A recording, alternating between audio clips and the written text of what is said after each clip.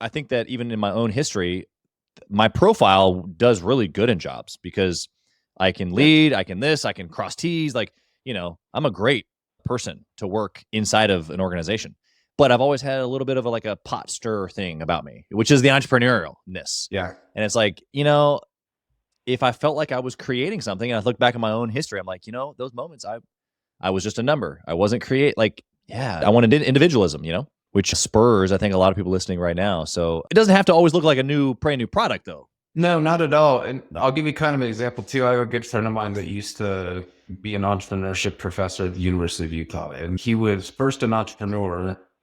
And then I think a lot of entrepreneurs want to give back in that way too. Yeah. Like, let me go be an adjunct professor or something. And he actually got I think they call it an EDD, like instead of a PhD. And he went out and he started teaching and he did all these different things. And I talked to him about it. And I'm like, how did you become who you are and what you actually did before this? And he goes, because you have patents. Like, why do you have patents and I don't? And he goes, he's like, the funny thing is you don't have to be an inventor to have a patent.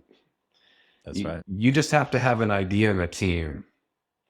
And he's got a bunch, and I have other friends with patents, and like that's really kind of what it is. And I'll give you kind of one of the things that got me going. And maybe I'm taking this a little off script for you, but when I was working for a really big company, Cisco Systems, right? Really big company, Fortune, whatever.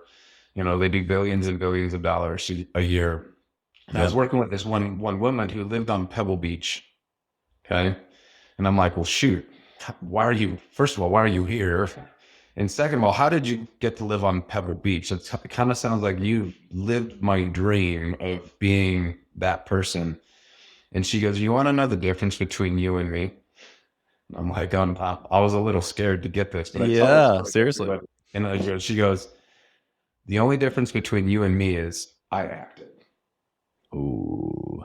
And I was like taking a knife and sticking it in my back. And it was like, she's right. Like, you have the ideas. You just haven't gone after it. And that's it. Yeah. It's like, do you have the guts to go? And that was the opening moment of going, I need to start being me and opening up everything.